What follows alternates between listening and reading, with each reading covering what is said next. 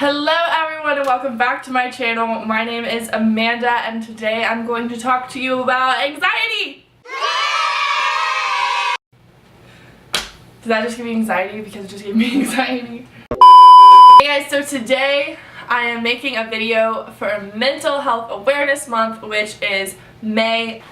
I feel like this is something that's not really talked about on the internet that much. Maybe I just never came upon it. But anxiety is far more normal than you think.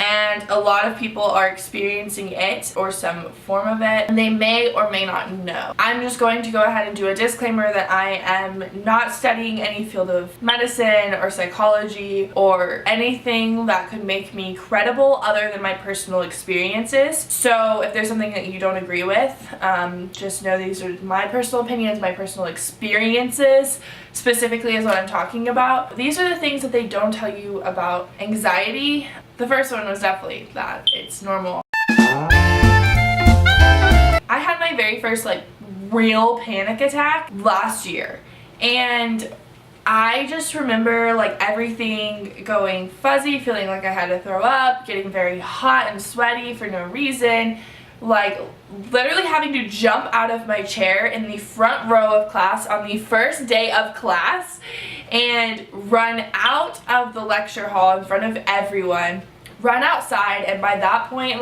the noise is blurred out. I start literally thinking the world is spinning. I had never experienced this before, and it was scary. It was terrifying, and I thought I was going crazy. And I had never been familiarized with what a panic attack would be or things to look out for, and maybe you're having a panic attack. I just had no clue. I think that if people kind of knew what a panic attack was, they would understand that they're not going crazy, because I thought that I was I needed to go to the mental asylum. Not a joke. With that being said, I did end up going to the student counseling center at my school, getting the help I needed. But I do remember that day, the anxiety being so bad, I was terrified of everything. I remember being in Walmart, and I was actually buying these vitamins that I googled help with anxiety, non-pharmaceutical help with anxiety, and it was these stress B complex vitamins. And so I went to Walmart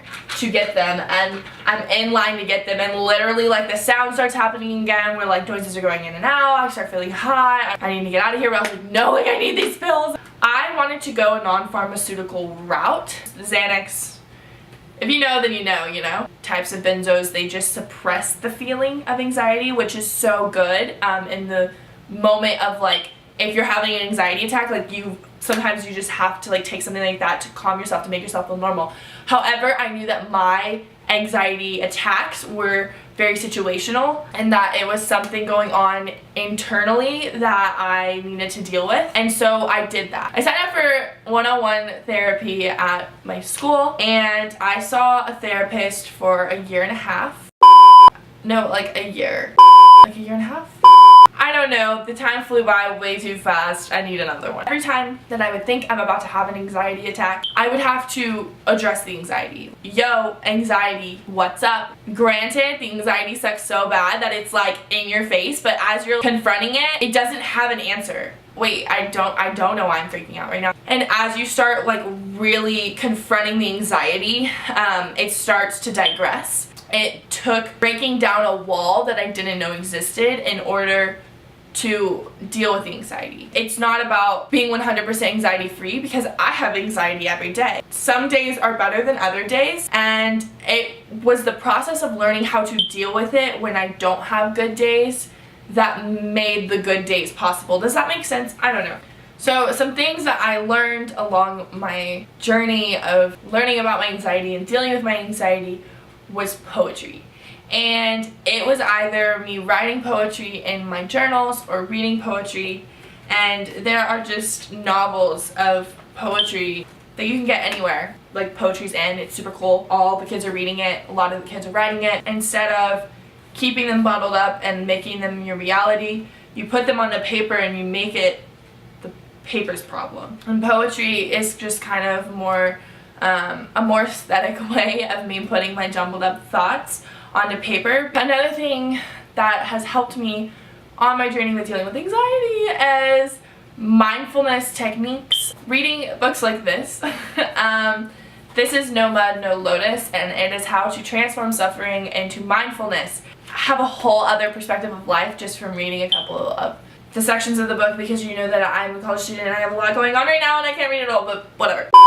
What I have read is freaking great. It basically just talks about being in the present moment and knowing that you have to deal with the past to let go of it, but that you need to let go of it, and that the future is seriously something you can't control. And no matter what is to happen in the future you might think is bad, maybe it's not in the grand scheme of things, and just being in the present now. Personally, a lot of my anxiety and my worries come from thinking about things that are going to happen in the future, things that are going to happen to me in the future, things that I can't control.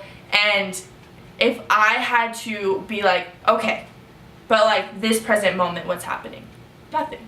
So it definitely helps a lot just to be in the present moment. And how many times can I say present moment? But if you're interested in this book, I seriously recommend it if you're woke. And another thing is to talk to people. Since anxiety is so common, I feel like it shouldn't be something tabooed. Like, you shouldn't feel ashamed of having it. You shouldn't be afraid of having it. And you should not be afraid of talking about it, really. And that's something that was so hard for me to learn. And I mean, even to this day, I'll put up walls if things get really bad sometimes. But it's about breaking down the barriers and like really kind of also what I'm doing right now, like putting this on to film. And I know I'm gonna have to watch it later and edit it and hear these words. It's weird, but it's going to be comforting in a way to remind myself of this is how you got through it. Whatever your pain, your sorrow, your fear, everything that makes up the anxious feelings, you either dig at it day by day and it hurt so bad as you're dealing with it that sometimes it makes you not want to deal with it. But if you keep dealing with it day by day, it's going to become nothing way faster than if you suppress it for so long.